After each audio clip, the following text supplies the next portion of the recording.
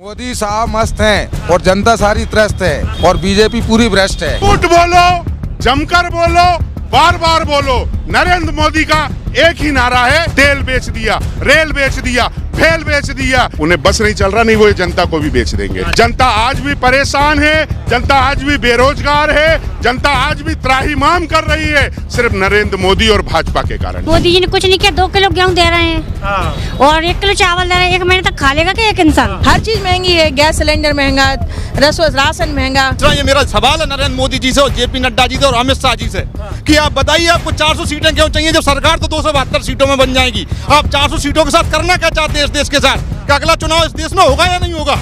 या इस देश में आरक्षण बचेगा कि नहीं बचेगा? इस मुद्दे पर जवाब दीजिए। मोदी झूठ बोल रहे हैं, केवल जुमलों की सरकार है। विश्व में मेरे ख्याल से उनके मुकाबले झूठा कोई प्रधानमंत्री का आज तक तो हुआ नहीं। मोदी जी बोल रहे हैं कि वो जो बॉर्डर पे है किसान वो तो खालिस्तानी है। तो हमारे इस देश के लिए सबसे शर्मसारी बात है, देश का एक प्रधानमंत्री जो 300 से ज्यादा सीटें लेकर इस देश में गद्दी पर बैठा है और वो जो है उन खालिस्तानियों के आगे झुककर वो कानून है वो वापस ले लिए। मतलब शर्म की बात है ये तो, कि हमारा इतना बड़ा प्रधानमंत्री खालिस्तानियों के सामने झुक रहा, फिर क्यों झुके आप? किसान इतने परेशान हैं कि किसी को पानी नहीं मिल रहा, तो किसी को बिजली नहीं मिल रही, तो किसी को खाद नहीं मिल रहा। किसान मोदी जी को आप फूटी आंख से भी देखना पसंद नहीं करेंगे कि हाल ही में ओलावृष्टि हुई, उससे किसान परेशान, उसकी फसल चौपट हो गई। क्या खाएगा किसान? किसान खून के आंसू रो रहा है। तंबू बॉर्डर पे किसान बैठे हुए हैं, अपने हक अधिकार के लिए लड़ रहे हैं और बड़े बड़े किले, बड़ी बड़ी दीवारें, सड़कें खोद दी है। तानाशाही तो चल ही रही है। नरेंद्र मोदी जी की सरकार है, काम तो वो बहुत अच्छा कर रहे हैं। 18 घंटे काम कर रहे हैं। काम हो रहा है अडानी और अंबानी के लिए। प्रोग्रेस हमें दिख रही है कि अडानी अंबानी 2014 में कहाँ थे और आज देश में कहाँ पहुँच गए। लाडली बहना के नाम पे जुमला तो हो ही रहा है। महिला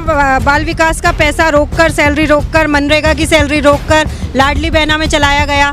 आज 4-4 महीने, 6-6 महीनों से इनकी सैलरी नहीं दी गई है। किसी ने इसकी जानकारी नहीं ली। अगर वो तनख्वाह मांगने जाते हैं तो कहते अभी नहीं, अगले महीने होगी। पहली बार मैं कहना चाहूँगा कि जो विकास की बात कर रही सरकार, वो विकास हुआ कहाँ है? हमारे अगर देखा जाए, हम बमोरी विधानसभा से लोग आते हैं, तो बमोरी विधानसभा तो सबसे पिछड़ा एरिया है।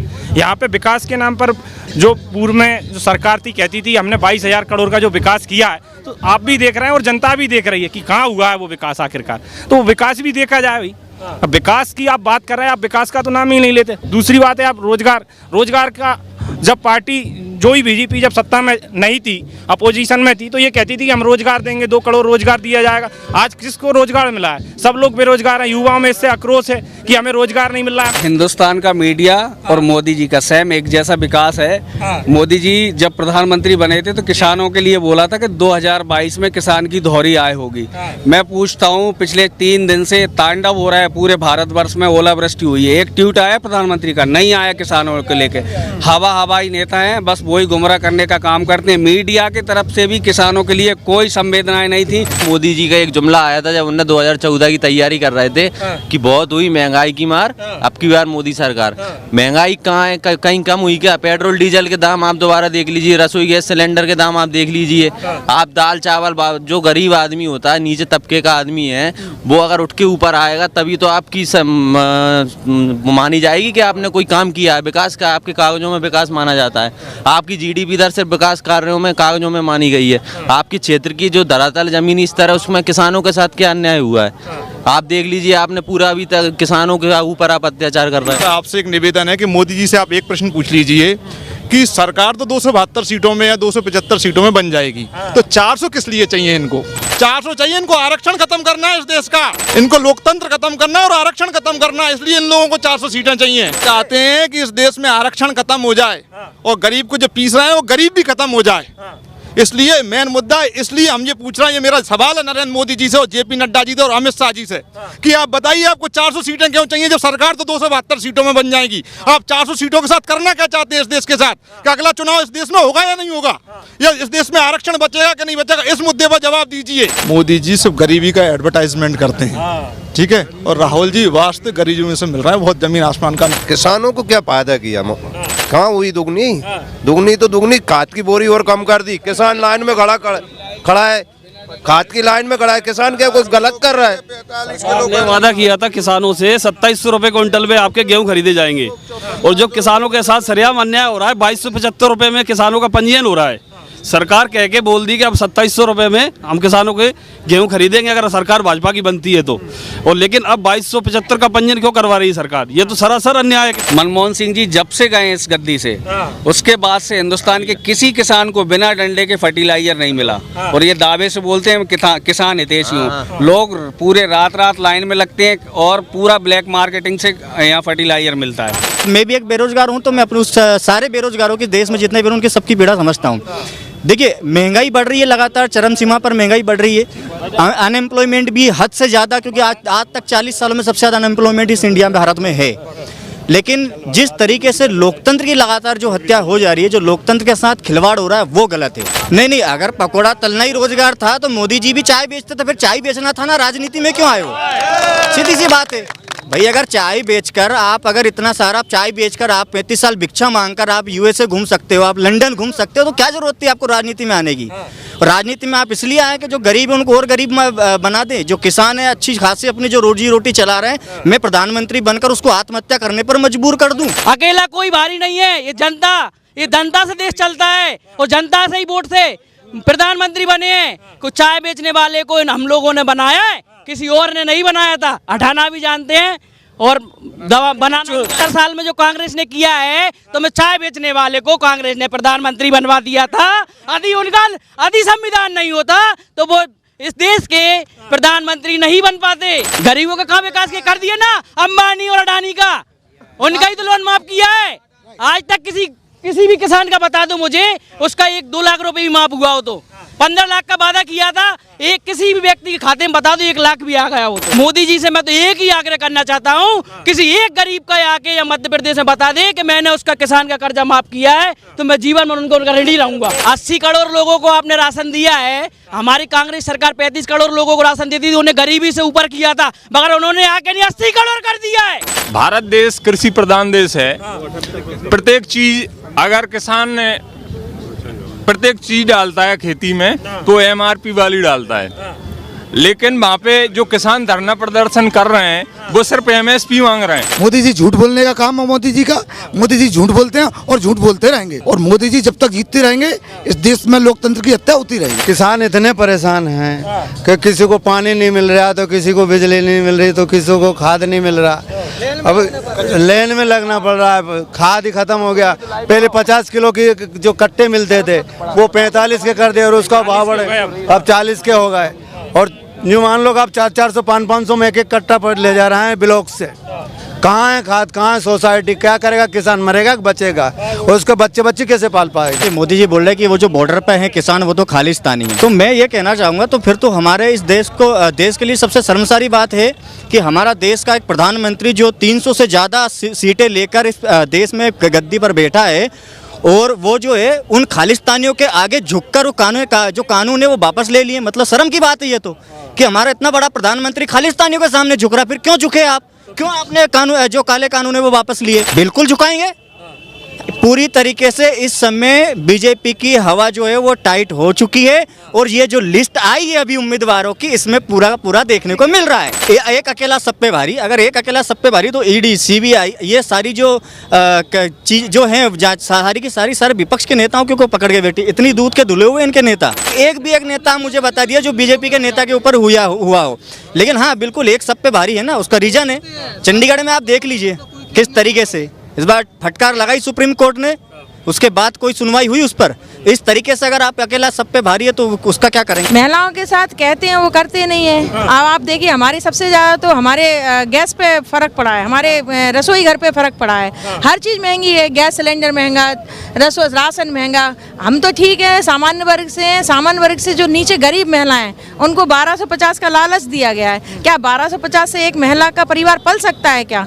जो महिलाएं वर्कर हैं, जो महिलाएं काम करती हैं, झाड़ू पोछा करती हैं, उनके परिवार पल सकता है। हाँ, थोड़ा सहारा मिल सकता है, लेकिन ऐसा थोड़ी है कि वो पूरा घर खर्च हो जाए। क्या है कि वो सिंगल हैं, वो महिलाओं का दर्द समझ नहीं सकते। और जो व्यक्ति अकेला होता है वो महिलाओं अकेले का दर्द नहीं समझ सकता। जो पतिव्रता होगा या जिस शादीशुदा होगा उसको समझ में आता है कि महिलाओं का दर्द क्या होता है। मोदी जी ने कुछ नहीं किया, 2 किलो गेहूँ दे रहे हैं और 1 किलो चावल दे रहे हैं। 1 महीने तक खा लेगा क्या एक इंसान? नहीं खाएगा ना। तो इसलिए हमें पर्याप्त भोजन तो चाहिए, वो दे ही नहीं रहे, कुछ सुविधा ही नहीं दे रहे महिलाओं को। मोदी जी तो आए थे, पहले भी आए थे, वो तो आते हैं और भाषण देकर और योजनाएं बोलकर चले जाते हैं। उनकी भाषण का योजनाओं को कुछ फर्क नहीं दिखता, जनता से कुछ भी नहीं मिलता, बाकी सब हवाई बातें। किसान मोदी जी को फूटी आंख से भी देखना पसंद नहीं करेंगे, कारण कि हाल ही में ओलावृष्टि हुई, उससे किसान परेशान, उसकी फसल चौपट हो गई, क्या खाएगा किसान।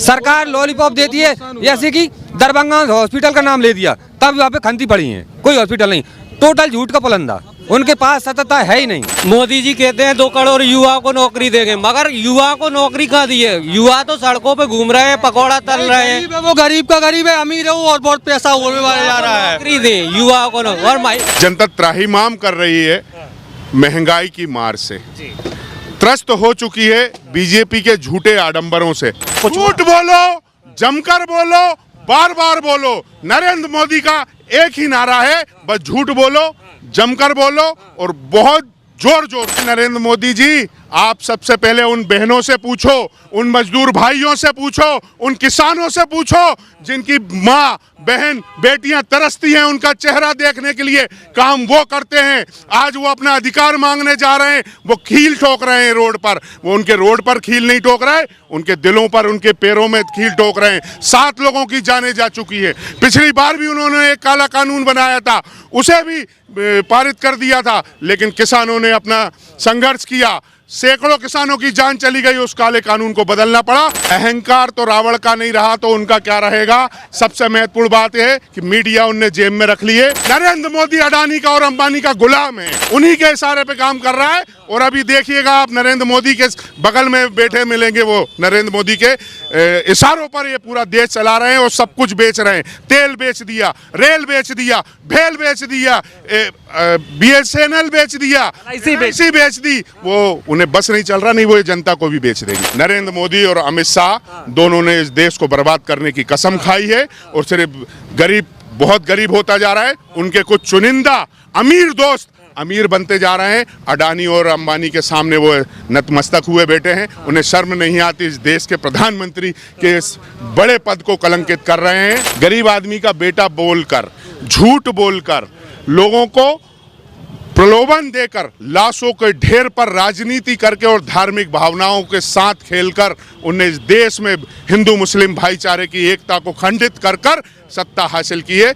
अब जनता झूठे प्रलोभन में आने वाली नहीं और सब लोग मिलकर भाजपा को मुंह तोड़ जवाब देंगे और नरेंद्र मोदी को भी उखाड़ कर फेंक। नरेंद्र मोदी एक ऐसी वॉशिंग मशीन बन गई है, चाहे कितना ही, जब वो दूसरे दलों में रहते हैं तो भ्रष्टाचारी हैं, पापी हैं, देशद्रोही है, लेकिन जैसे ही वो भाजपा को ज्वाइन करते हैं वो क्लीन चिट मिल जाती है। मशीन में धुलाई, वॉशिंग मशीन में उनकी ऐसी धुलाई हो जाती है कि अभी करोड़ों रुपए का घोटाला, करोड़ों रुपए के, अरबों रुपए के घोटाले बिल्कुल साफ हो गए और उनके खाते बंद होने जा रहे। जनता इस बात का मुंह तोड़ जवाब देगी, क्योंकि जनता गरीब है, जनता आज भी परेशान है, जनता आज भी बेरोजगार है, जनता आज भी त्राहिमाम कर रही है, सिर्फ नरेंद्र मोदी और भाजपा के कारण। मोदी झूठ बोल रहे हैं, केवल झूठ बोल रहे हैं। हाँ, जुमलों की सरकार है, बहुत जबरदस्त झूठ बोल रहे हैं वो। विश्व में मेरे ख्याल से उनके मुकाबले झूठा कोई प्रधानमंत्री का आज तक तो हुआ नहीं। मैं इतिहास का विद्यार्थी रहा हूँ, मैंने बहुत इतिहास पढ़ा, यूरोप का, आधुनिक भारत का, एंसेंट भारत का।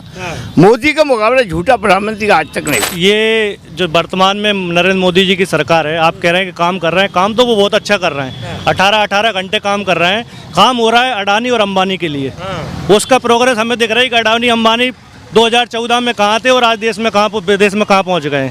उनके जो काम करने के वजह से है कि वो एक घर में व्यक्ति लगा होता है 24 घंटे काम करने के लिए, वो तो ये कह रहा है कि मैं 18 घंटे काम कर रहा हूँ और उसकी वजह से अडानी अंबानी कहाँ पहुँच गए। ये आप देख, गरीबी नहीं, उन्होंने गरीब को ख़त्म कर दिया है। आप देखिए शंभू बॉर्डर पे किसान बैठे हुए हैं, अपने हक अधिकार के लिए लड़ रहे हैं और बड़े बड़े किले, बड़ी बड़ी दीवारें, सड़कें खोद दी हैं। कहते हैं सड़क खोदने से कहीं ना कहीं सरकार का नुकसान होता है, तो सड़क खोद करके सरकार के। मोदी साहब मस्त हैं और जनता सारी त्रस्त है और बीजेपी पूरी भ्रष्ट है। लाडली बहना के नाम पे जुमला तो हो ही रहा है।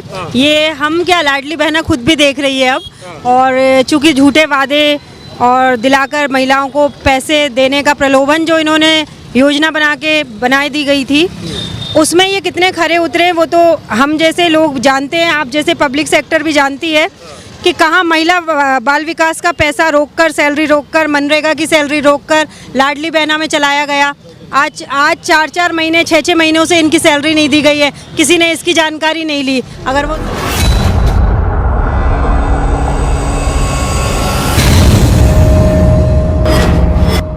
मिलेगी सबसे पहले हर खबर चेंजिंग फ्यूचर न्यूज पर, जो बदलेगा आपका फ्यूचर।